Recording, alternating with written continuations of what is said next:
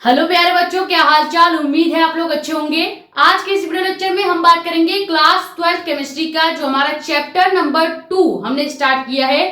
इसका lecture number first हम लेने वाले हैं। इसके पहले हमने आपको केमिस्ट्री का चैप्टर नंबर 1 यानी कि जो सोल्यूशन चैप्टर था उसका पूरा जो कॉन्सेप्ट है टॉपिक वाइज आपको कवर करा दिया है। चैप्टर नंबर 1 में हमने आपको टोटल 5 लेक्चर प्रोवाइड किए हैं। सभी लेक्चर्स मैक्सिमम 30-30 मिनट के हैं, तो आप जाके वहां से कवर कर लीजिएगा। अगर अभी तक आपने चैप्टर नंबर 1 के 5 लेक्चर नहीं देखे हैं तो आप प्लेलिस्ट में जाके देख सकते हैं। प्लेलिस्ट का नाम क्या है? क्लास 12 केमिस्ट्री 2027 के नाम से नई प्लेलिस्ट हमने बना दी है। इसमें जितने भी आगे केमिस्ट्री की वीडियोस आने वाली है इसी प्लेलिस्ट में ऐड की जाएंगी, और जो वीडियोस आ चुकी है वो ऑलरेडी प्लेलिस्ट में आपको दिख रही होंगी। ठीक है, तो 5 वीडियो लेक्चर देख लीजिएगा। 5 वीडियो लेक्चर में जितने भी टॉपिक आपको कवर कराए गए हैं बोर्ड एग्जाम में डायरेक्ट क्वेश्चन वहां से पूछे जाएंगे। ठीक है, तो चैप्टर नंबर 2 को स्टार्ट करते हैं, जो कि हमारा क्या है? वैद्युत रसायन। इसका लेक्चर नंबर 1 हम लेंगे और इस लेक्चर में हम कुल 5 टॉपिक कवर करने वाले हैं। ठीक है, तो वीडियो को स्टार्ट करते हैं। इससे पहले अगर आप हमारे चैनल पर नए हो तो चैनल को सब्सक्राइब कर दें, ताकि ऐसी ही इंफॉर्मेटिव और इंपॉर्टेंट वीडियोस आपके पास आती रहे। ज्यादा से ज्यादा वीडियो कर दे शेयर, ताकि और भी लोग जुड़ जाएं। बाकी अपने कमेंट्स या डाउट आप यूट्यूब पे भी पूछ सकते हो, या हमारा इंस्टाग्राम आईडी भी है मेडिकल स्पेल साक्षी मिश्रा के नाम से, वहां पे भी आप अपने डाउट पूछ सकते हो। ठीक है, लेक्चर नंबर 1 की अगर बात करें तो इस लेक्चर नंबर 1 में हम 5 टॉपिक क्या क्या देखने वाले हैं। सबसे पहले हम देखेंगे प्रतिरोध क्या होता है, यानी कि रेजिस्टेंस क्या होता है। उसके बाद हम देखेंगे विशिष्ट प्रतिरोध क्या होता है, विशिष्ट प्रतिरोध क्या होता है। फिर थर्ड टॉपिक हम देखेंगे चालकत्व या चालकता। ठीक है, चालकत्व कह लो या इसी को चालकता भी कहा जाता है। दोनों का मतलब एक ही है, बस बोलने की अलग अलग तरीके हैं। ठीक है, जैसे आपका भी 2 नाम होता है उसी तरह से चालकत्व या चालकता दोनों एक ही चीज है। उसके बाद चौथा टॉपिक हम देखेंगे विशिष्ट चालकता, विशिष्ट चालकता। ठीक है, फिर 5वां टॉपिक जो कि इंपॉर्टेंट है वो क्या है? सेल स्थिरांक क्या होता है। ठीक है, सेल स्थिरांक क्या होता है, क्योंकि वैद्युत रसायन जो चैप्टर है इसमें सबसे ज्यादा सेल वाले टॉपिक से ही क्वेश्चन पूछे जाएंगे, तो सेल स्थिरांक समझना जरूरी है। और अभी हम आपको और भी कई सारे इसी चैप्टर से इंपॉर्टेंट टॉपिक कवर कराएंगे आगे के लेक्चर्स में। वहां पे आपको सेल वाले चैप्टर से किस प्रकार के न्यूमेरिकल पूछे जाते हैं वो न्यूमेरिकल्स हम आपको जब आपका पेपर आने वाला होगा तब कराएंगे। ठीक है, तो टेंशन ना लें, आपको चैप्टर वाइज न्यूमेरिकल भी करवाया जाएगा, लेकिन अभी नहीं, उसका एक अलग प्लेलिस्ट बनाया जाएगा। ठीक है, तो ये 5 टॉपिक आज के लेक्चर में देखेंगे। आप क्या करेंगे? सबसे पहले चैप्टर का नाम डालेंगे और एक कॉर्नर पे अपनी कॉपी के लेक्चर नंबर 1 डाल दीजिएगा। जितना पहले लेक्चर में आपको कॉन्सेप्ट या टॉपिक पढ़ाया जाएगा, जस्ट ये लेक्चर खत्म होने के बाद आपको रिवाइज करना है। और लेक्चर नंबर 1 इसलिए डालने कर रहे हैं ताकि अगर कभी रिवाइज करते समय आपको कोई टॉपिक समझ में नहीं आ रहा है तो आप क्या करेंगे? डायरेक्ट आएंगे और देखेंगे अपनी कॉपी पे कौन सा लेक्चर है। ठीक है, तो उस हिसाब से मेरे प्लेलिस्ट से लेक्चर डायरेक्ट खोल के वो वाला कॉन्सेप्ट समझ सकते हैं। इसीलिए किसी भी टॉपिक को स्टार्ट करने से पहले लेक्चर नंबर जरूर डालिएगा। क्लियर? और इस क्लास का एक रूल है, जितना टॉपिक पढ़ाया जाएगा डेली का डेली रिवाइज आपको करना है। ठीक है, तो पहला टॉपिक सबसे पहले देखते हैं कि आखिर रेजिस्टेंस यानी कि प्रतिरोध क्या होता है। ठीक है, प्रतिरोध को समझना बहुत आसान है। अगर आप क्या करते हैं, किसी भी धारा के मार्ग में कोई भी बाधा उत्पन्न करते हैं, ठीक है, जैसे मान लीजिए हमने क्या किया, हमने कोई एक सेल ले लिया जिसे हम अर्ध सेल मानते हैं। ठीक है, ये कोई क्या हो गया? अर्ध सेल ले लिया। अर्ध सेल यानी कि ऐसा सेल जिसमें 2 इलेक्ट्रोड्स पाए जाएंगे। ठीक है, 2 इलेक्ट्रोड पाए जाएंगे। अब इस अर्ध सेल में हमने क्या किया? एक इलेक्ट्रोड ये ले लिया, ठीक है, और एक इलेक्ट्रोड ये हो गया। अब आपके मन में आ रहा होगा, आपका अगर 12th अभी स्टार्टिंग है तो आपको ये नहीं पता होगा कि इलेक्ट्रोड्स क्या होते हैं। ठीक है, तो इलेक्ट्रोड जो होते हैं ये धातु की छड़ होती है। ठीक है, इलेक्ट्रोड के बारे में हम कल वाले लेक्चर में या शायद 1-2 लेक्चर के बाद डिटेल में आपको इलेक्ट्रोड और इलेक्ट्रोड विभव दोनों ही पढ़ाने वाले हैं। ठीक है, इसका एक अलग टॉपिक होगा और अलग वीडियो होगी। यहाँ पे बस खाली इतना जान लीजिए कि इलेक्ट्रोड का मतलब होता है धातु की छड़। ठीक है, धातु की छड़, यहाँ पे बस खाली इतना ही जानिए इलेक्ट्रोड का मतलब क्या होता है। बाकी इलेक्ट्रोड क्या है, इलेक्ट्रोड विभव क्या है, ये दोनों हम अलग लेक्चर में डिटेल में समझेंगे। क्लियर? अब ये हमने कोई अर्ध सेल लिया है, इसमें हमने 2 इलेक्ट्रोड लिए हैं। मान लो ये आपका पॉजिटिव हो गया, ये आपका निगेटिव हो गया। इलेक्ट्रोड का मतलब होता है धातु की छड़। अब अगर इलेक्ट्रोड लगाए गए हैं तो जरूर ही इस इलेक्ट्रोड के द्वारा इस पूरे सेल में धारा प्रवाहित की जा रही होगी, ठीक है। तो मान लीजिए हमने क्या किया, इससे धारा प्रवाहित की, अंदर की ओर धारा को प्रवाहित किया, और यहाँ पे सेल के अंदर कोई सेल का घोल होगा। क्या होगा? सेल का घोल। सेल का घोल का मतलब क्या है कि जिसका ये इलेक्ट्रोड होगा, जैसे मान लीजिए अगर ये जिंक का इलेक्ट्रोड है तो अंदर जो घोल होगा सेल के अंदर, यहाँ पे जो चीजें घुली होंगी वो जिंक सल्फाइड का ही घोल होगा, ठीक है। यानी कि सीधे सीधे जिस चीज की छड़ होती है सेल में उसी चीज का घोल भी बनाया जाता है। अगर सल्फ्यूरिक एसिड का या सल्फर का छड़ होगा तो यहाँ पे सल्फ्यूरिक एसिड का ही वहां पे विलयन पाया जाएगा। जैसे यहाँ पे अगर ये दोनों इलेक्ट्रोड मैंने जिंक के लिए हुए हैं तो अंदर जो यहाँ पे लवण बनेगा, यानी जो इनका सोल्यूशन बनेगा, सेल का जो घोल बनेगा वो जिंक सल्फाइड ही बनेगा। क्लियर? तो यहाँ पे जो सेल का घोल होगा, इस सेल के घोल पे अगर क्या हो रहा है, बाधा उत्पन्न हो रही है, यानी अगर यहाँ पे हम करंट फ्लो कराए इस इलेक्ट्रोड के द्वारा और इस करंट के यानी वैद्युत धारा के मार्ग में कोई अवरोध उत्पन्न होता है, बाधा उत्पन्न होता है, तो इसी को हम क्या कहेंगे? प्रतिरोध कहेंगे। प्रतिरोध का मतलब सीधे सीधे ये होगा कि वैद्युत धारा के मार्ग में अवरोध उत्पन्न करने वाला जो कारक होगा, जो कारण होगा, वही प्रतिरोध यानी कि रेजिस्टेंस कहलाता है। क्लियर? अब प्रतिरोध को हमेशा कैपिटल आर से प्रदर्शित करते हैं। कहीं भी आपको केमिस्ट्री में या फिजिक्स में कैपिटल आर दिखेगा तो इसका एक मतलब हो सकता है, या तो ये क्या है, प्रतिरोध है, या तो ये क्या है, गैस नियतांक है। अब कैसे पता चलेगा कब ये प्रतिरोध है? अगर कहीं पे प्रतिरोध या रेजिस्टेंस वाला चैप्टर आप पढ़ रहे हैं तो उसमें ये जो आर होगा वो प्रतिरोध को ही प्रदर्शित करेगा। और अगर कोई गैस वाला चैप्टर पढ़े, जैसे पराश्रम दाम में हमने आपको बताया था कैपिटल आर को हम गैस नियतांक कह रहे थे, लेकिन यहाँ पे कैपिटल आर को हम क्या कहेंगे? प्रतिरोध कहेंगे। क्लियर? तो प्रतिरोध जो होता है इसे कैपिटल आर से प्रदर्शित किया जाता है। इसकी डिफिनीशन सीधे सीधे यही है कि वैद्युत धारा जो है, यानी इलेक्ट्रोड से जो हम करंट फ्लो कर रहे हैं, उस करंट के मार्ग में हम क्या कर रहे हैं, सेल के घोल के द्वारा कोई बाधा उत्पन्न कर रहे हैं, अवरोध उत्पन्न कर रहे हैं, और इस बाधा या अवरोध उत्पन्न करने का जो कारक है, जो कारण है, वो कारण ही प्रतिरोध यानी कि रेजिस्टेंस कहलाता है। क्लियर? अब प्रतिरोध का एक फॉर्मूला भी होता है जो कि आपका जानना बहुत जरूरी है, क्योंकि बोर्ड एग्जाम 2025 में एक क्वेश्चन पूछा गया था कि प्रतिरोध किसे कहते हैं और प्रतिरोध को प्रभावित करने वाले कारक क्या होते हैं। तो प्रतिरोध को प्रभावित करने वाले कारक आपको तब समझ में आएगा जब आपको प्रतिरोध यानी कि रेजिस्टेंस का फॉर्मूला याद होगा। क्लियर?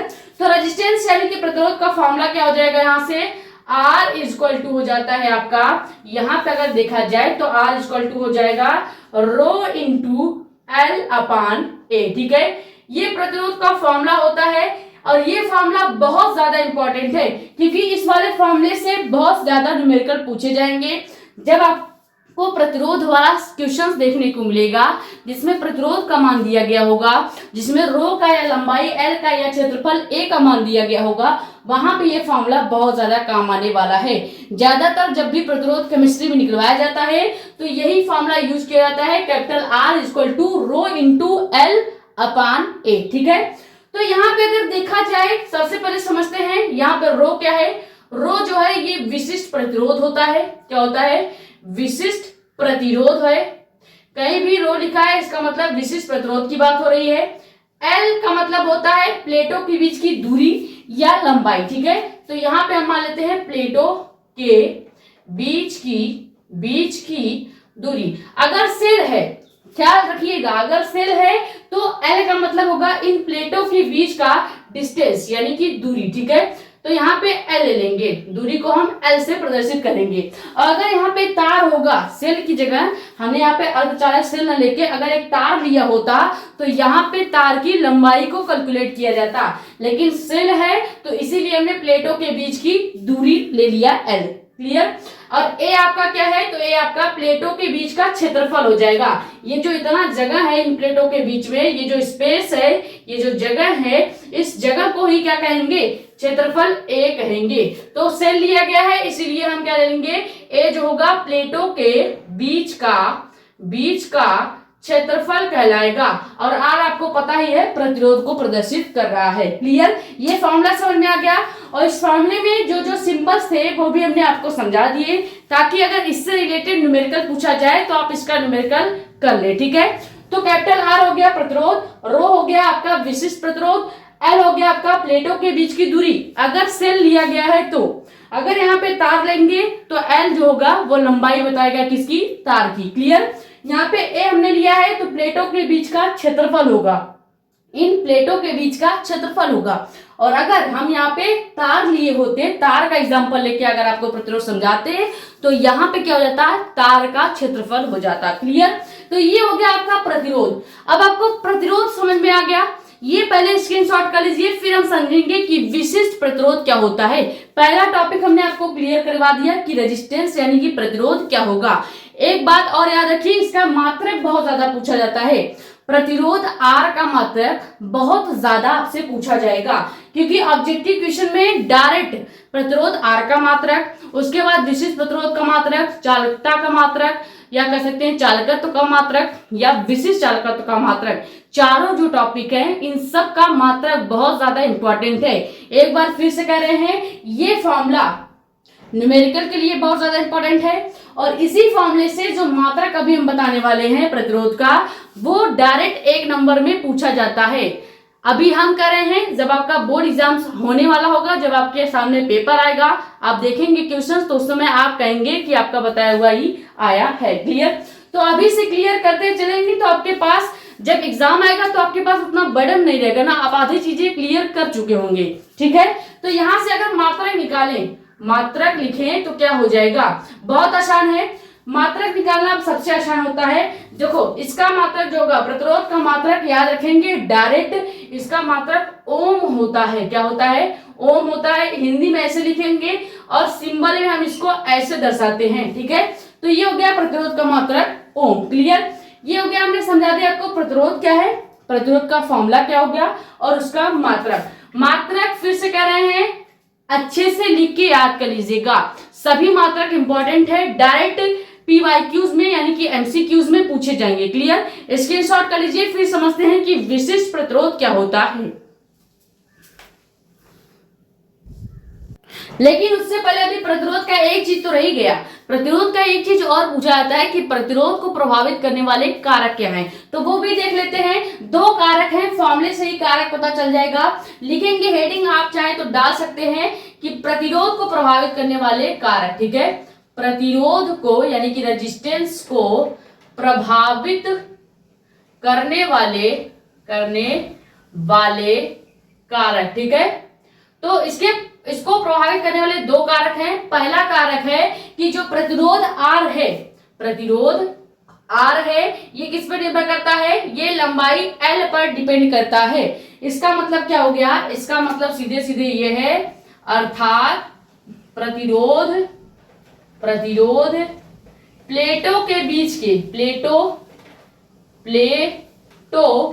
के बीच की दूरी। ठीक है, क्योंकि हमने एल क्या मान रखा है, प्लेटों के बीच की दूरी है, तो इस पर दूरी पर निर्भर करता है। ये हो गया पहला प्रभावित करने वाला कारक। ठीक है, दूसरा कारक क्या है, दूसरा कारक है आपका कि जो प्रतिरोध आर है ये डिपेंड करता है क्षेत्रफल ए पे। ठीक है, किस पे निर्भर करता है, क्षेत्रफल ए पे। ये दूसरा कारण हो गया। तो यहाँ पे क्या लिखेंगे, अर्थात में लिखेंगे कि प्रतिरोध जो है यह प्लेटों के बीच या प्लेटों के क्षेत्रफल, ठीक है, प्लेटों के क्षेत्रफल पर निर्भर करता है। क्लियर, निर्भर करता है। अब ये आपका प्रॉपर क्वेश्चन तैयार हो गया। ये डायरेक्ट क्वेश्चन पूछा जाता है कि प्रतिरोध किसे कहते हैं और प्रतिरोध को प्रभावित करने वाले कारक बताइए।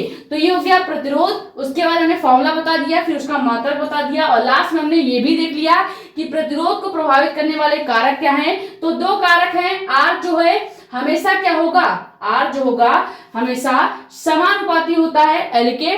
लेकिन यहाँ पे एक चीज गलत हो रहा है जो कि आपने ध्यान नहीं दिया, आर एल के तो समानुपाती है क्योंकि एल के जस्ट बराबर है यानी ऊपर है।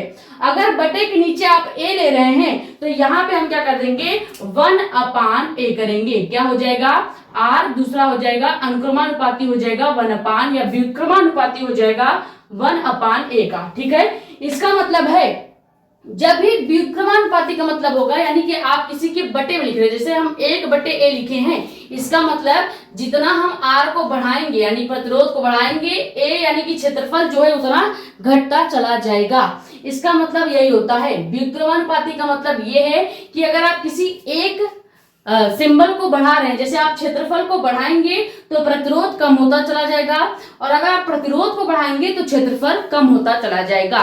ये होता है व्युत्क्रमानुपाती का मतलब। वहीं पे अगर हम देखें R समानुपाती L लिखा है, इसका मतलब जितना आप प्लेटों के बीच की लंबाई को बढ़ाएंगे उतना ही आपका प्रतिरोध भी बढ़ता चला जाएगा। क्लियर हो गया? समानुपाती और व्युत्क्रमानुपाती का मतलब आप समझ लीजिए, क्योंकि बहुत ज्यादा काम आने वाला है।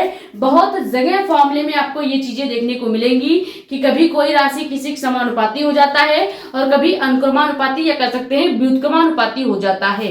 तो व्युत्क्रमानुपाती का मतलब ये होगा कि अगर आप क्षेत्रफल बढ़ाएंगे तो आपका जो प्रतिरोध है वो घटता चला जाएगा। वही समानुपाती मतलब ये होगा कि अगर आप प्लेटों के बीच की लंबाई L को बढ़ा रहे हैं तो प्रतिरोध R भी बढ़ता चला जाएगा। क्लियर हो गया? प्रतिरोध किन किन बातों पर निर्भर करता है? तो पहला प्लेटों के बीच की दूरी पर निर्भर करता है, और दूसरा है कि प्लेटों का जो क्षेत्रफल होगा, इन दोनों सेलों के प्लेटों के जो बीच के क्षेत्रफल होगा उस पर निर्भर करेगा। तो ये हो गया प्रतिरोध, हमने पूरी तरह से आपको क्लियर करा दिया। स्क्रीनशॉट कर लीजिए, फिर देखते हैं विशिष्ट प्रतिरोध क्या होता है।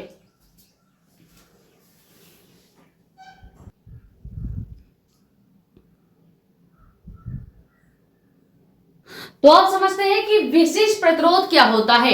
ये भी बहुत आसान है, पहले इसको डायग्राम से समझेंगे। यहाँ पे हम सबसे पहले क्या लेते हैं, हमने कोई 1 मीटर का या 1 मीटर लंबी तार ले ली। ठीक है, 1 मीटर लंबी तार हमने ले लिया। इसकी लंबाई हमने क्या मान लिया कि ये जो तार है, इस तार की जो टोटल लंबाई है वो कितनी है? तार की टोटल लंबाई है 1 मीटर। क्लियर? और इस तार का जो ये क्षेत्रफल दिख रहा होगा आपको, इस तार का जो ये क्षेत्रफल है, ये क्षेत्रफल कितना दिया गया है? ये क्षेत्रफल है 1 मीटर स्क्वायर। ठीक है, तो अगर तार की लंबाई 1 मीटर है और उसका क्षेत्रफल 1 मीटर स्क्वायर है, ठीक है, ऐसे तार में जो उत्पन्न प्रतिरोध होगा उस प्रतिरोध को ही क्या कहा जाएगा? विशिष्ट प्रतिरोध कहा जाएगा। और हमेशा याद रखिएगा, विशिष्ट प्रतिरोध तभी उत्पन्न होगा जब तार की लंबाई L होगी और क्षेत्रफल आपका जो A है उसकी लंबाई 1 मीटर स्क्वायर के बराबर होगी, तभी प्रतिरोध उत्पन्न होगा। और ऐसे तार में जो भी प्रतिरोध उत्पन्न होता है उसी को ही विशिष्ट प्रतिरोध कहा जाता है। क्लियर? अब विशिष्ट प्रतिरोध का परिभाषा या डिफिनीशन आप लिखेंगे तो क्या लिखेंगे कि विशिष्ट प्रतिरोध वह प्रतिरोध है जो 1 मीटर लंबे, 1 मीटर लंबा हमने तार लिया है, तथा 1 मीटर स्क्वायर चौड़े, 1 मीटर स्क्वायर चौड़ा यानी कि क्षेत्रफल की बात हो रही है। ठीक है, 1 मीटर स्क्वायर लंबा है तार। क्लियर? उसके बाद 1 मीटर स्क्वायर आपका क्षेत्रफल यानी कि चौड़ाई है तार की, और ऐसे तार में उत्पन्न प्रतिरोध को ही क्या कहेंगे? विशिष्ट प्रतिरोध कहा जाता है। एक पॉइंट नोट कर लीजिएगा कि नोट्स में क्या लिखेंगे कि विशिष्ट प्रतिरोध तभी उत्पन्न होगा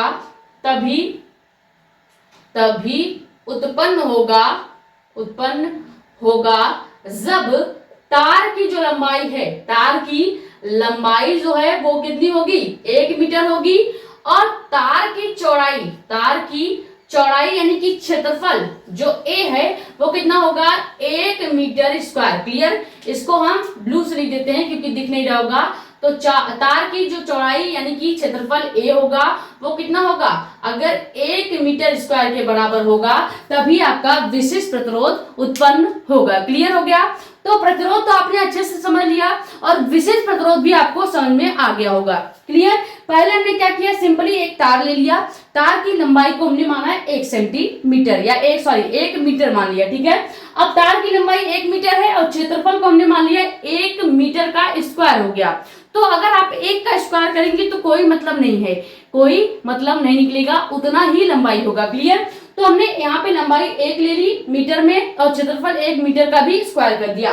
तो ऐसे तार में जो भी प्रतिरोध R उत्पन्न होगा, ठीक है, जो भी प्रतिरोध R उत्पन्न होगा उसी को हम क्या कहेंगे, विशिष्ट प्रतिरोध कहेंगे। लेकिन यहाँ पे जो प्रतिरोध R उत्पन्न हो रहा है इसको हम R से नहीं प्रदर्शित करेंगे, इसको हम प्रदर्शित करेंगे रो से, क्योंकि हमने बताया है कि विशिष्ट प्रतिरोध को रो से प्रदर्शित किया जाता है। हमने प्रतिरोध समझाते वक्त ही बता दिया था। तो प्रतिरोध वाले फॉर्मूले से ही अगर हम विशिष्ट प्रतिरोध का फॉर्मूला निकालेंगे तो क्या हो जाएगा, प्रतिरोध का हमने फॉर्मूला अभी आपको बताया है कि प्रतिरोध का फॉर्मूला होता है R equal to rho into L upon A होता है। यही होता है प्रतिरोध का फॉर्मूला। स्टार्टिंग में यही फॉर्मूला हमने आपको बताया, मेन फॉर्मूला यही था। अब यहां से अगर विशिष्ट प्रतिरोध का फॉर्मूला निकालेंगे तो क्या हो जाएगा, विशिष्ट प्रतिरोध होता है रो, तो रो को हम बाहर ले आएंगे और R को हम रो की जगह ले जाएंगे, यानी R को हम इधर लाएंगे और रो को इधर ले आएंगे, तो rho equal to R into L upon A हो जाएगा। और यही जो फॉर्मूला है ये आपका विशिष्ट प्रतिरोध का मेन फॉर्मूला है। इसी से न्यूमेरिकल्स बहुत ज्यादा पूछे जाएंगे, तो यहाँ पे लिख भी देते हैं, न्यूमेरिकल बहुत ज्यादा यहाँ से पूछा जाएगा। तो विशिष्ट प्रतिरोध का फॉर्मूला क्या हो गया, rho equal to R into A upon L. Clear, ये हो गया फॉर्मूला।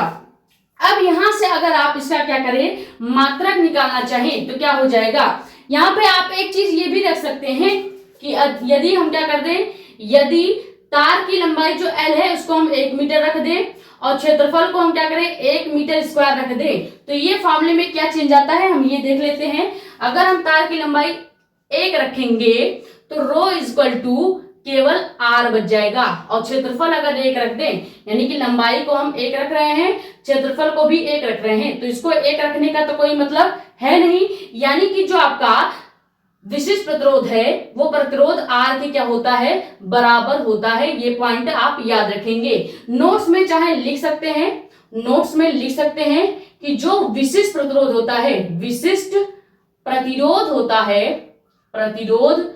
है ये प्रतिरोध के बराबर होता है, ठीक है, प्रतिरोध के बराबर होता है। क्लियर, यानी विशिष्ट प्रतिरोध इज इक्वल टू प्रतिरोध। कैसे, क्योंकि देखो विशिष्ट प्रतिरोध का फॉर्मूला क्या है, rho is equal to R into L upon A, और अभी हमने कहा है कि L जो है लंबाई जो है कितनी है तार की, 1 मीटर है और क्षेत्रफल 1 मीटर स्क्वायर है। तो हमने क्या किया, इसी फॉर्मूले में हमने मान लिया कि यदि L की लंबाई 1 रख दिया और क्षेत्रफल की लंबाई 1 मीटर स्क्वायर रख दिया, तो यही फॉर्मूला जो है, जैसे हमने यहाँ पे 1 रखा तो 1 रखने का तो कोई मतलब है नहीं, यानी कि इसको 0 ही समझे आप, तो जो विशिष्ट प्रतिरोध है वो R के बराबर हो जाता है। क्लियर, तो आपको ये सब मानने की जरूरत नहीं है, केवल ये वाला फॉर्मूला याद रखिएगा विशिष्ट प्रतिरोध का, ठीक है। ये तो कोई एक इंपॉर्टेंट केस पे अगर आपको न्यूमेरिकल पूछ लिया जाए, जब प्रतिरोध और विशिष्ट प्रतिरोध को बराबर करके न्यूमेरिकल पूछा जाएगा, सिद्ध करने वाले जो न्यूमेरिकल पूछे जाएंगे उसके लिए ये वाला कॉन्सेप्ट आपका काम आने वाला है। क्लियर,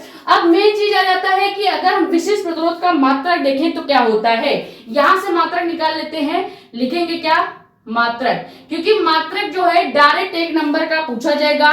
विशिष्ट प्रतिरोध का मात्रक निकालना बहुत आसान है। देखो हम जानते हैं कि जो आपका प्रतिरोध होता है उसका मात्रक क्या होगा, ओम होता है, ठीक है। तो प्रतिरोध का मात्रक हमने रख दिया ओम, और लंबाई का मात्रक क्या होता है, लंबाई को हम किस में मापते हैं, मीटर में मापते हैं। तो यहाँ पे लंबाई का जो मात्रक हो जाएगा वो हो जाएगा मीटर स्क्वायर, ठीक है, और क्षेत्रफल को हम केवल मीटर में मापते हैं, ठीक है। तो क्षेत्रफल को मीटर में लेंगे, लंबाई को हम मीटर स्क्वायर में मापेंगे, तो मीटर से मीटर हो जाएगा कैंसिल, आपका जो मात्रा निकल के आएगा वो क्या आएगा, ओम मीटर, ठीक है। ये आपका मात्रक हो गया, इसको याद रखेंगे। आपको इसी को कभी कभी हिंदी में भी लिख के दे देगा, यानी कि ऐसे लिख के दे देगा ओम मीटर, तो भी आप यही आंसर देंगे, या फिर कभी कभी इसी को लिख के दे देता है ओम सेंटीमीटर। अगर ऑप्शन में आप देखिएगा ओम मीटर है तो ओम मीटर पे टिक करेंगे, ओम मीटर हिंदी में लिखा होगा तो भी यही टिक करेंगे, ओम मीटर की जगह ओम सेंटीमीटर लिखा होगा फिर भी आप यही टिक करेंगे, या फिर यहाँ पे ऐसे भी लिख सकता है ओम सेमी, ठीक है।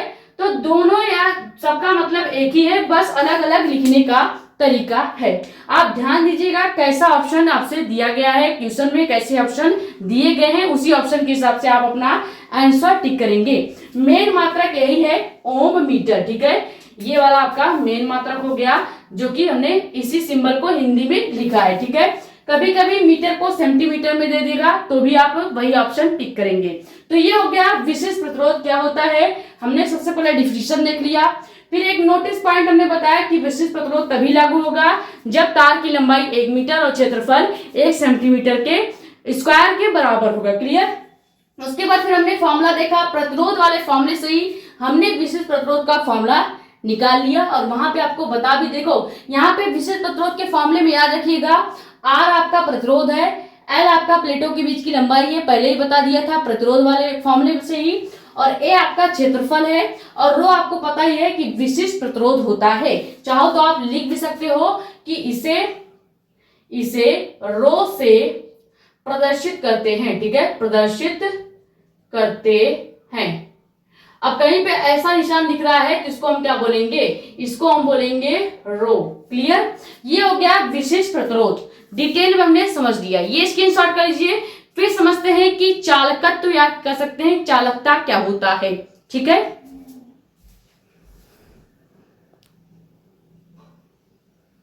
तो विशिष्ट प्रतिरोध के बाद अब हम देखेंगे कि विशिष्ट चालकता क्या है। चालकता आपको बता देंगे, लेकिन पहले समझ लेते हैं कि विशिष्ट चालकता क्या है, क्योंकि अभी आपने क्या पढ़ा है, विशिष्ट प्रतिरोध। विशिष्ट प्रतिरोध का व्युत्क्रम ही क्या होता है, विशिष्ट चालकता होती है। क्लियर। तो आप समझते हैं सबसे पहले विशिष्ट चालकता क्या है, फिर हम देखेंगे कि चालकता क्या है। ठीक है, क्योंकि जो चालकता है वो प्रतिरोध का व्युत्क्रम है। किसका व्युत्क्रम है, प्रतिरोध का, जो हमने सबसे पहला टॉपिक देखा था। ठीक है, फिर हमने देखा विशिष्ट प्रतिरोध। ठीक है, अब विशिष्ट प्रतिरोध का जो उल्टा है वो क्या है, विशिष्ट चालकता है। तो डिफिनीशन क्या लिखेंगे कि विशिष्ट प्रतिरोध यानी कि रो। ठीक है, यही हमने आपको बताया कि विशिष्ट प्रतिरोध का मतलब क्या है, रो। ठीक है, विशिष्ट प्रतिरोध के व्युत्क्रम को ही क्या कहते हैं, विशिष्ट चालकता कहते हैं। ठीक है, चालकता कहते हैं। अब इसे किससे प्रदर्शित करते हैं, तो इसे किससे प्रदर्शित करेंगे, इसे कापा यानी कि कैपिटल के से प्रदर्शित करते हैं या दर्शाते हैं। ये याद रखेंगे। कापा को आप ऐसे भी याद कर सकते हैं, बाहुबली आपने देखा होगा पिक्चर, वहां पे कटप्पा होता है, तो आप ऐसे भी याद कर सकते हैं, कटप्पा करते हुए कापा। क्लियर। तो यहां से आप याद रख लीजिएगा कि विशिष्ट चालकता को हमेशा कैपिटल के से प्रदर्शित किया जाता है, जिसका मतलब होता है कापा। ठीक है, कटप्पा मत याद कर लीजिएगा, कापा होता है। अब यहां से अगर इस फॉर्मूले के अकॉर्डिंग अगर हम विशिष्ट चालकता का फॉर्मूला डिराइव करें तो क्या हो जाएगा, क्योंकि हमने अभी बोला है कि विशिष्ट प्रतिरोध यानी रो का व्युत्क्रम का मतलब हमने क्या बताया था, व्युत्क्रमानुपातिक मतलब बताया था, कोई भी चीज बटे में लिखा जाएगा। अब विशिष्ट प्रतिरोध व्युत्क्रम है, यानी कि हम रो को क्या करेंगे, बटे में लिखेंगे, और ये पूरा जो सिंबल है यही क्या हो जाएगा, विशिष्ट प्रतिरोध का व्युत्क्रम कहलाएगा। यानी 1/रो को ही क्या कहेंगे, हम विशिष्ट प्रतिरोध का व्युत्क्रम कहेंगे। क्लियर। तो यहां से फॉर्मूला क्या बन जाएगा, विशिष्ट चालकता का फॉर्मूला बनेगा, विशिष्ट चालकता का पहला जो सिंपल फॉर्मूला बनेगा वो बनेगा K = 1/रो हो जाएगा। ठीक है, ये आपका बेसिक फॉर्मूला है, जिससे न्यूमेरिकल्स तो नहीं आएंगे, लेकिन आपसे यहां से आप विशिष्ट चालकता का मेन फॉर्मूला निकाल सकते हो। तो हमने परिभाषा से ये फॉर्मूला बना लिया कि कापा के जो है वो 1/रो यानी कि विशिष्ट प्रतिरोध के व्युत्क्रम के बराबर होता है। क्लियर। अगर 1/1 लिखा है यानी ये क्या हो गया, 1/1 का क्या हो गया, व्युत्क्रम हो गया। व्युत्क्रम का मतलब सीधे सीधे है कि कोई भी लेटर के बटे में लिख दिया जाए, यानी 1/रो को बटे में लिखा गया है, तो 1/रो जो है यानी विशिष्ट प्रतिरोध जो है ये व्युत्क्रम को प्रदर्शित कर रहा है। क्लियर हो गया, व्युत्क्रम का मतलब क्लियर हो गया होगा। तो अगर इसी फॉर्मूले में हम क्या करें, विशिष्ट प्रतिरोध का जो फॉर्मूला आया है, रो का जो मान आया है, अगर उसको रख दें, क्योंकि अभी हमने देखा है कि रो का जो फॉर्मूला था वो क्या था, रो का फॉर्मूला था R × A/L, यही फॉर्मूला था। तो अगर हम यही फॉर्मूला का क्या करें, यहाँ पे पुट कर दें, रो के मान के जगह रख दें, तो क्या हो जाएगा, K = 1/, यहाँ पे हो जाएगा R × A/L, ये फॉर्मूला हो गया। ठीक है, अब यहां से हम क्या करेंगे, ये जो R into A upon L है, इस पूरे मान को, पूरे रो के जो मान है, इस पूरे मान को अगर हम एक के पास ले जाएं, यानी ऊपर बटे के ऊपर ले जाएं, तो क्या हो जाएगा, यही फॉर्मूला चेंज हो जाएगा, K is equal to L upon R into A. Clear? यही जो फॉर्मूला आया है ये आपका विशिष्ट चालकता का फॉर्मूला आ गया। किसका फॉर्मूला आ गया? विशिष्ट चालकता का मेन फॉर्मूला आ गया है। और इसी फॉर्मूले से कई सारे न्यूमेरिकल्स पूछे जाते हैं। तो विशिष्ट चालकता का फॉर्मूला क्या हो गया? K equal to L upon R into A. अब ये R into A upon L कहां से आया? तो हमने अभी अभी देखा विशिष्ट प्रतिरोध का ये फॉर्मूला होता है। तो यहाँ पर हमने रो का मान रखा, जैसे ही रो का मान रखेंगे इस पूरे मान को ऊपर एक के पास ले जाएंगे तो K equal to L upon R into A हो जाएगा। जब हम ऊपर किसी भी मान को ले जाते हैं, जैसे हम इस पूरे बटे को, बटे का बटा है यानी कि एक के बटे पहले से कोई मान है, अब उसमें भी एक बटे आपको देखने को मिल रहा है, तो हम क्या करेंगे, जब बटे के बटे को ऊपर ले जाते हैं तो यहाँ पे सबसे नीचे जो मान होगा, यानी जो ये बटे के नीचे वाला जो L है ये सबसे ऊपर हो जाएगा और नीचे आपका R इंटू ए वैसे ही रहेगा। तो ये हो गया आपका विशिष्ट चालकता का फॉर्मूला। इसमें आपको पता है L क्या होता है? प्लेटों के बीच की दूरी या लंबाई। अब चूंकि यहाँ पे तार ली जाएगी तो यहाँ पे प्लेटों के बीच की दूरी की जगह हम क्या लेंगे? तार की लंबाई। ठीक है। R यहाँ पे प्रतिरोध है, आपको पता ही है। A आपका क्या है? क्षेत्रफल है। और K आपका क्या है? विशिष्ट प्रतिरोध है। तो यहाँ पे सॉरी विशिष्ट चालकता है। ठीक है। तो यहाँ पे विशिष्ट चालकता को आप K से दर्शा सकते हैं। क्लियर? ये हो गया विशिष्ट चालकता क्या होता है। अब मेन चीज इसका आ गया मात्रक, क्योंकि मात्रक बहुत ज्यादा पूछे जाते हैं। ऑब्जेक्टिव में डायरेक्ट आपसे पूछ लिया जाएगा, वहां पे आपको क्वेश्चन दिया जाएगा विशिष्ट प्रतिरोध का इकाई या मात्रक है और ऑप्शन दे दिए जाएंगे। उसमें आपको पहचानना पड़ेगा कि विशिष्ट प्रतिरोध या विशिष्ट चालकता का मात्रक क्या है। ठीक है। जैसे क्वेश्चन दे दिया कि विशिष्ट चालकता का मात्रक या इकाई है, ऑप्शन दे देगा ओम स्क्वायर, मीटर या ओम इनवर्स, सेंटीमीटर इनवर्स, तो आपको ऐसे पहचानना पड़ेगा। ठीक है। तो यहाँ पे अगर हम क्या करें, मात्रक निकालें, तो मात्रक निकालना बड़ा आसान है। सबसे पहले लंबाई को हमने आपको बताया है किससे प्रदर्शित करते हैं? मीटर से। ठीक है। लेकिन हमने बताया है कि जब भी लंबाई केवल एक होगा तो हम इसको क्या करेंगे, लंबाई को केवल m से यानी मीटर से प्रदर्शित करेंगे। आप यानी कि आ गया प्रतिरोध, प्रतिरोध को हम ओम से प्रदर्शित करते थे। प्रतिरोध का मात्रक क्या था? ओम था, तो ओम हो गया। और क्षेत्रफल a को मीटर स्क्वायर से, हमेशा याद रखिएगा, क्षेत्रफल a को मीटर के स्क्वायर से प्रदर्शित करेंगे और केवल लंबाई है तो इसको मीटर से प्रदर्शित करेंगे। ये हो गया इनके मात्रक। ठीक है। इनको दर्शाने का तरीका। तो यहाँ पे हो गया लंबाई तो मीटर लिख दिया, R है यानी प्रतिरोध है, ओम लिख देंगे। फिर से a आ गया यानी कि आपका क्षेत्रफल आ गया, तो यहाँ पे मीटर स्क्वायर लिख देंगे। क्या लिखेंगे? मीटर का स्क्वायर। अब स्क्वायर से ये वाला मीटर तो कैंसिल हो जाएगा, तो बचेगा क्या? बचेगा आपका केवल ओम इनवर्स मीटर। ठीक है। ओम इनवर्स मीटर बच जाएगा, मीटर इनवर्स होगा। ठीक है। मीटर भी इनवर्स में हो जाएगा। क्यों होगा? क्योंकि जो चीजें बटे के नीचे है मात्रक में, याद रखिएगा, जब भी आप मात्रा निकाल रहे हैं कोई चीज इस तरह से बटे के नीचे पड़ जाए, जैसे ओम मीटर बटे के नीचे पड़ रहा है, तो जब भी ओम मीटर को, इस ओम और मीटर को हम ऊपर ले जाएंगे तो ये इनवर्स में हो जाएगा, यानी इसके घात में -1 लग जाएगा। और किसी के घात में अगर -1 लगा है तो इसका मतलब है उसको हम क्या पढ़ेंगे? इनवर्स पढ़ेंगे। क्लियर? यानी कि ओम के घात में -1 लगा है यानी ओम इनवर्स, मीटर के घात में -1 लगा है यानी मीटर इनवर्स। क्लियर? ये हो गया इसका मात्रक, इसको आप डायरेक्ट याद रखेंगे। ठीक है।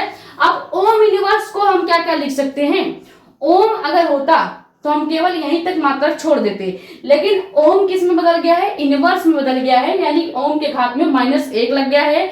और कहीं भी ओम के पावर -1 है, याद रखिएगा, कहीं भी ओम के पावर -1 है तो हम इसी को लिख सकते हैं क्या? इसी को लिख सकते हैं मोहो। ठीक है। मोहो लिख सकते हैं या इसी को साइमन भी लिख सकते हैं। 3 चीजें लिखी जाती है, यानी इसी मात्रक को हम 3 तरह से और लिख सकते हैं। पहला हम क्या लिख सकते हैं? पहला हम लिख सकते हैं कि मोहो मीटर इनवर्स या मोहो मीटर। ठीक है। क्या लिखेंगे? मोहो मीटर इनवर्स लिख सकते हैं। ये हो गया इसका दूसरा मात्रक लिखने का तरीका। दूसरा हमने बोला है कि ओम इनवर्स को ही मोहो के साथ साथ साइमन भी लिखा जाता है। एस का मतलब क्या है? साइमन। ठीक है। तो हम यहाँ पे साइमन लिख सकते हैं, यानी कि साइमन मीटर इनवर्स भी लिख सकते हैं। तो ये 3 तरह से आप मात्रक लिख सकते हैं, या फिर अगर मीटर में ऑप्शन नहीं दिख रहा है तो आपको सेंटीमीटर में देखने को मिलेगा। यानी आपको क्या मिलेगा, आपको देखने को मिलेगा ओम इनवर्स सेंटीमीटर इनवर्स, या देखने को मिल सकता है मोहो सेंटीमीटर इनवर्स, या देखने को मिल सकता है Simon centimetre inverse. Clear, centimetre inverse. तो इतने सारे मात्रक देखने को मिल सकते हैं। अब आप कंफ्यूज हो जाएंगे कि इतना सारा मात्रक इसका कहां से आ गया। तो मात्रक खाली एक ही है, मात्रक खाली एक ही है, ओम इनवर्स मीटर इनवर्स। ठीक है, विशिष्ट चालकता के का मात्रक खाली एक ठो है, ओम इनवर्स मीटर इनवर्स। लिखने का अलग अलग तरीका है। ओम इनवर्स को हमने बताया 3 तरह से लिखा जाता है। मोहो लिखा जाता है, अगर कहीं भी ओम इनवर्स है उसकी जगह आप मोहो लिख सकते हैं, या फिर उसी की जगह आप साइमन एस भी लिख सकते हैं। तो वही तो हमने किया है, मात्रक खाली एक तो था, लिखने का हमने अलग अलग तरीका बताया है कि अगर आपसे ऑप्शन में कहीं भी मोहो मीटर इनवर्स या साइमन मीटर इनवर्स लिखा आएगा तो भी आप विशिष्ट चालकता का मात्रक वही टिक करेंगे। ठीक है, और अगर मीटर में आपको ऑप्शन नहीं दिख रहा है, सेंटीमीटर में दिख रहा है, तो आप ओम इनवर्स सेंटीमीटर इनवर्स वाला ऑप्शन टिक करेंगे, या मोहो सेंटीमीटर इनवर्स वाला ऑप्शन टिक करेंगे, या साइमन सेंटीमीटर वाला ऑप्शन टिक करेंगे। ये तो हमने इसलिए बता दिया ताकि आपको किसी भी ऑप्शन में दिक्कत ना हो, आप कोई भी ऑप्शन से आराम से विशिष्ट चालकता का जो मात्रक है वो सही तरीके से टिक कर सके। ठीक है, तो ये हो गया आपका विशिष्ट चालकता क्या है, डिफिनीशन, उसका मेन फॉर्मूला जो कि ये रहा K = L/R × A, और उसका मात्रक जो कि पहला ये है, दूसरा ये, तीसरा ये, चौथा ये, पांचवा और छठवां ये। ठीक है, मेन पहला वाला याद रखिएगा, उसी से आप कई सारे बना सकते हैं। और ये पॉइंट जरूर याद रखिएगा, कहीं भी ओम इनवर्स लिखा है तो इसको हम क्या क्या लिख सकते हैं, मोहो या साइमन भी लिख सकते हैं। क्लियर, ये हो गया विशिष्ट चालकता। स्क्रीनशॉट कर लीजिए, फिर समझते हैं कि चालकता क्या है। ठीक है, विशिष्ट चालकता जो था ये विशिष्ट प्रतिरोध यानी कि रो का व्युत्क्रम था। सेम इसी तरह जो चालकता होगा वो प्रतिरोध आर का व्युत्क्रम होगा। ठीक है,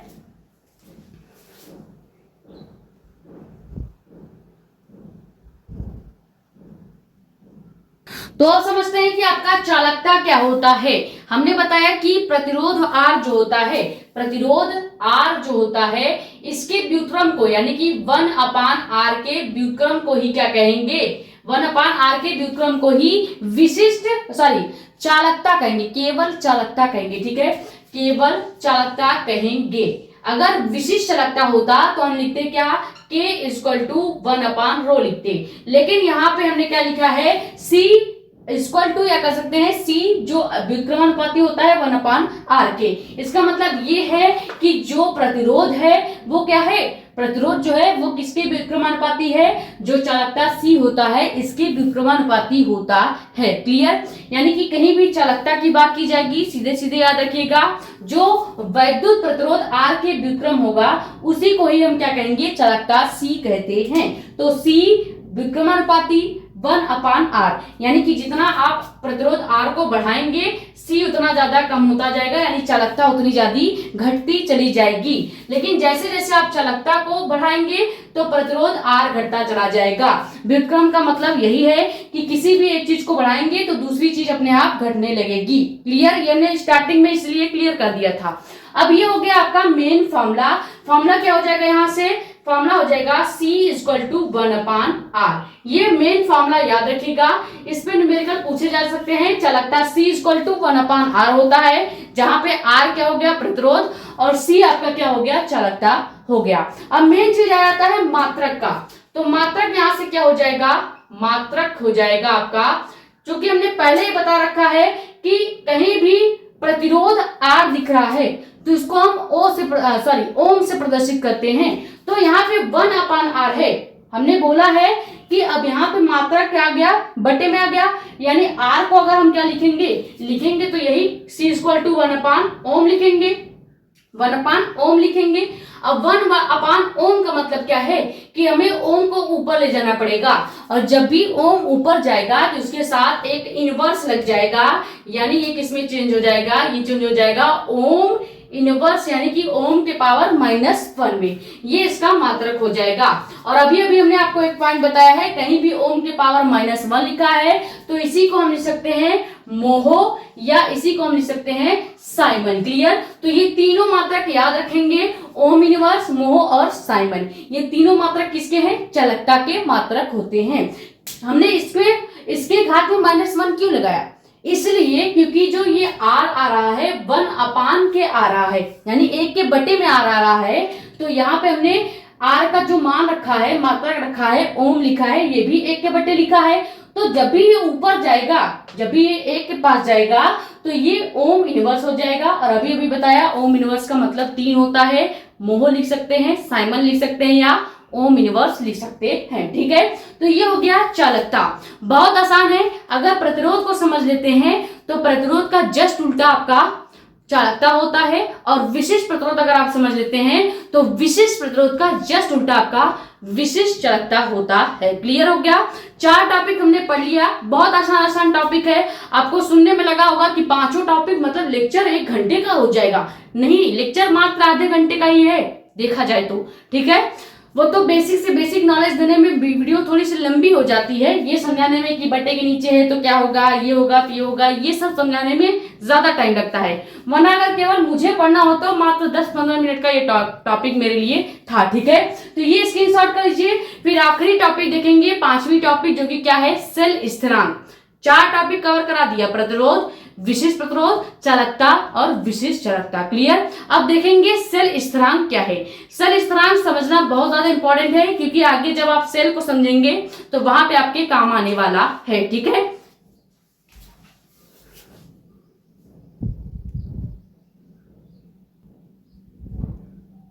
तो आप समझते हैं कि सेल स्थिरांक क्या होता है।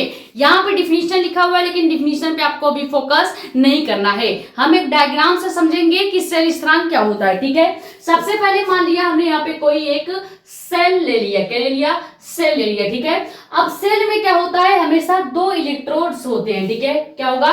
2 इलेक्ट्रोड। तो ये हो गया आपका पहला इलेक्ट्रोड और ये हो गया आपका दूसरा इलेक्ट्रोड। आपके सेल के इस इलेक्ट्रोड से हमें कोई मतलब नहीं है, हमें बस चाहिए खाली इन दोनों इलेक्ट्रोड के बीच की लंबाई, और इन दोनों इलेक्ट्रोड के जो ये प्लेट है, इन दोनों प्लेटों के बीच की हमें केवल लंबाई चाहिए। और क्या चाहिए? क्षेत्रफल चाहिए, क्षेत्रफल A चाहिए। ठीक है, इन्हीं दोनों का हमें काम पड़ने वाला है।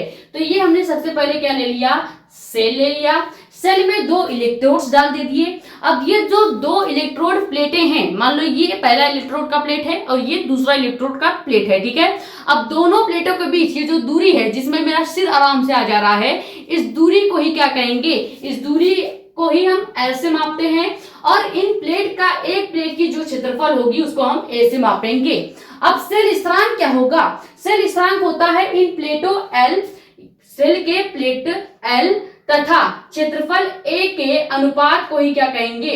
सेल स्थिरांक X कहेंगे। सेल स्थिरांक X कहते हैं। क्लियर?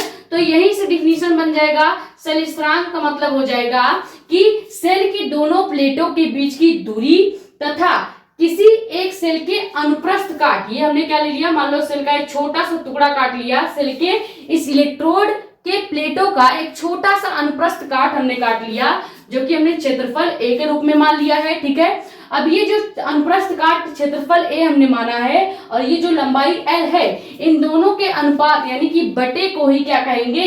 सेल स्थिरांक X कहते हैं। क्लियर हो गया? ये हो गया, हमने डायग्राम से समझ लिया। अब डिफिनीशन क्या लिखा जाएगा? डिफिनीशन लिखेंगे कि सेल के प्लेटों के बीच की दूरी यानी कि लंबाई L तथा प्लेटों के अनुप्रस्थ काट क्षेत्रफल A के अनुपात को ही क्या कहेंगे? सेल स्थिरांक कहा जाता है, जो कि हमने पहले ही आपको बता दिया कि L/A के अनुपात को ही क्या कहेंगे? सेल स्थिरांक X कहेंगे। तो यहां से फॉर्मूला वही हो जाएगा आपका X = L/A। ठीक है, जहां पे L क्या है? तो ये प्लेटों के बीच की दूरी है। ठीक है, बीच की दूरी है। और A आपका क्या है? तो प्लेटों का अनुप्रस्थ क्षेत्रफल, अनुप्रस्थ काट का क्षेत्रफल है। क्लियर? ये चीज समझ में आई या नहीं? तो यही आपका फॉर्मूला हो गया, मेन फॉर्मूला सेल स्थिरांक का फॉर्मूला यही होता है, x equal to L upon ए, जहां पे x क्या है, ये x आपका सेल स्थिरांक है। क्या है? सेल स्थिरांक होता है। क्लियर? अब मेन चीज आ जाता है सेल स्थिरांक का मात्रक, क्योंकि मात्रक जो है डायरेक्ट आपके ऑब्जेक्टिव में पूछे जाएंगे, इसीलिए जितने भी परिभाषा, फॉर्मूला और मात्रक लिखवाया गया है आपको पूरा आज के आज ही याद करना है। क्लियर? तो मात्रक देख लेते हैं इसका। मात्रक इसका क्या हो जाएगा? मात्रक इसका हो जाएगा, हमने बताया क्या था कि लंबाई को मीटर से और क्षेत्रफल को मीटर स्क्वायर से मापते हैं। तो यहाँ पे हो जाएगा क्या? मीटर अपान मीटर स्क्वायर। स्क्वायर से ये वाला मीटर कैंसिल हो जाएगा, तो केवल बच जाएगा, केवल क्या बचेगा? मीटर इनवर्स बच जाएगा। अब कहेंगे मीटर इनवर्स कैसे आ गया? तो देखो स्क्वायर से हमने ऊपर वाला मीटर कैंसिल कर दिया, यानी कि यहाँ पे बचा है 1 अपान एम। अब 1 अपान एम जब भी ऊपर जाएगा तो ये हो जाएगा m की पावर -1, क्योंकि हमने बोला है किसी के अपान का मतलब है कि ये वाला जो राशि है, नीचे जो राशि है, अपान के नीचे जो राशि है वो ऊपर जाएगा तो इसकी घात में -1 लग जाएगा। तो स्क्वायर से हमने ये वाला m कैंसिल कर दिया, तो केवल 1 अपान m बचा है। जब भी 1 अपान m का जो m है उसको ऊपर ले जाएंगे तो m इनवर्स हो जाएगा। ठीक है? या भी कहीं कहीं अगर आपको मीटर के रूप में ऑप्शन नहीं दिख रहा है, सेंटीमीटर के रूप में दिख रहा है, तो आप मीटर इनवर्स को ही सेंटीमीटर इनवर्स भी लिख सकते हैं। ये दोनों मात्रक आप याद रखेंगे। पहला आपको ये वाला याद रखना है मीटर इनवर्स, और दूसरा को सेंटीमीटर इनवर्स याद रखना है। क्लियर? तो ये हो गया सेल स्थिरांक क्या होता है। सेल स्थिरांक का फॉर्मूला क्या है? x equal to L upon A. L क्या है? प्लेटों के बीच की दूरी है, ए आपका प्लेटों के बीच का अनुप्रस्थ काट का क्षेत्रफल है, और यहाँ पे मात्रक क्या हो जाएगा? मीटर इनवर्स या सेंटीमीटर इनवर्स। क्लियर? ये हो गया सेल स्थिरांक। अब एक चीज बहुत ज्यादा पूछा जाता है कि विशिष्ट चालकता के और चालकता C और साथ ही साथ जो आपका अभी हमने देखा सेल स्थिरांक x के बीच में संबंध क्या है। विशिष्ट चालकता के और चालकता C और सेल स्थिरांक x के बीच में संबंध क्या होता है, ये बता दीजिए। तो यहीं पे हम ये भी डिस्कस कर लेते हैं कि कहीं भी अगर आपको विशिष्ट चालकता के तथा चालकता C, विशिष्ट चालकता के कामा चालकता C तथा सेल स्थिरांक x के बीच संबंध, ये वाला फॉर्मूला जरूर याद रखिएगा, क्योंकि कभी कभी जब ये केस दे दिया जाता है जिसमें आपको क्या दिया होगा, जिसमें आपको विशिष्ट चालकता K दी गई होगी, चालकता C दी गई होगी और सेल स्थिरांक x का मान दिया गया होगा, तब आपसे एक फॉर्मूला पूछा जाएगा, तब आपसे एक न्यूमेरिकल लगवाया जाएगा। तो यहाँ पे मेन फॉर्मूला क्या हो जाएगा? फॉर्मूला हो जाएगा K equal to C into X. ठीक है? ये फॉर्मूला याद रखिएगा, जहां पे क्या K क्या है? आपका विशिष्ट चालकता है, C आपका क्या है? चालकता है, अभी हमने आपको आगे वाले टॉपिक्स में पढ़ाया। ठीक है? और सेल स्थिरांक आपका क्या है? x है। ये संबंध याद रखिएगा, इससे आपको न्यूमेरिकल्स पूछे जा सकते हैं। ठीक है? अब पहले देखते हैं नीचे तक आपको दिख रहा है या नहीं। तो यहां तक आपको पूरा दिख रहा है। तो यहाँ पे K जो हो गया, ये हो गया विशिष्ट चालकता K, चालकता C और सेल स्थिरांक x के बीच संबंध क्या हो जाएगा? K equal to C into X. Clear? तो ये हो गया सेल स्थिरांक। हमने पांचों टॉपिक देख लिया। पहले हमने देखा प्रतिरोध क्या है, फिर देखा विशिष्ट प्रतिरोध क्या है, फिर विशिष्ट चालकता देखा, फिर देखा हमने चालकता, और लास्ट में हमने देख लिया सेल स्थिरांक क्या है। और एक टॉपिक जो बहुत ज्यादा सेल स्थिरांक में पूछा जाता है कि विशिष्ट चालकता K और चालकता C और साथ ही साथ सेल स्थिरांक के बीच में संबंध क्या है। क्लियर? तो आई होप ये जो वीडियो लेक्चर था आपके लिए बहुत ज्यादा हेल्पफुल रहा होगा। अगर आपको ये वीडियो पसंद आई है तो वीडियो को क्या करेंगे? लाइक कर देंगे। नए हैं तो चैनल को सब्सक्राइब जरूर कर लीजिएगा, ताकि ऐसी इंफॉर्मेटिव और इंपॉर्टेंट वीडियोस आपके पास आती रहे। ज्यादा से ज्यादा वीडियो करें शेयर, ताकि और भी लोग जुड़ जाएं। अपने कमेंट्स से डाउट आप यहाँ पे, या हमारा इंस्टाग्राम आईडी भी है मेडिको स्पेन साक्षी मिश्रा के नाम से, वहां पे भी आप अपने डाउट पूछ सकते हैं। ठीक है? अब आपको क्या करना है, जैसे ही लेक्चर ये खत्म हुआ है आपको सभी टॉपिक नोट करते जाने हैं। हमने आपको स्क्रीनशॉट करने का मौका भी दिया था, वहां से अगर आपने स्क्रीनशॉट कर लिया अच्छी बात है, या अगर आपने हमारे साथ साथ लिखते चले हैं, कॉपी करते चले हैं, तो वो भी अच्छा ही है। ठीक है? अब आपको क्या करना है? रिवाइज करना है सभी फॉर्मूले को और सभी मात्रक को जरूर याद कर लीजिएगा। जितने टॉपिक पढ़ाए गए हैं सभी अपने आप में 3-3 नंबर नंबर की क्वेश्चन है। डायरेक्ट क्वेश्चन पूछा जाता है कि स्थिर स्थिरांक किसे कहते हैं, या विशिष्ट चालकता क्या है, विशिष्ट प्रतिरोध क्या है, उसका फॉर्मूला सहित आपको बताना पड़ेगा। तो ये सब इंपॉर्टेंट टॉपिक हो जाते हैं। ठीक है, तो आज का लेक्चर यहीं पर समाप्त करते हैं। इसको स्क्रीनशॉट कर लीजिए। मिलते हैं नेक्स्ट वीडियो में, तब तक के लिए थैंक यू सो मच।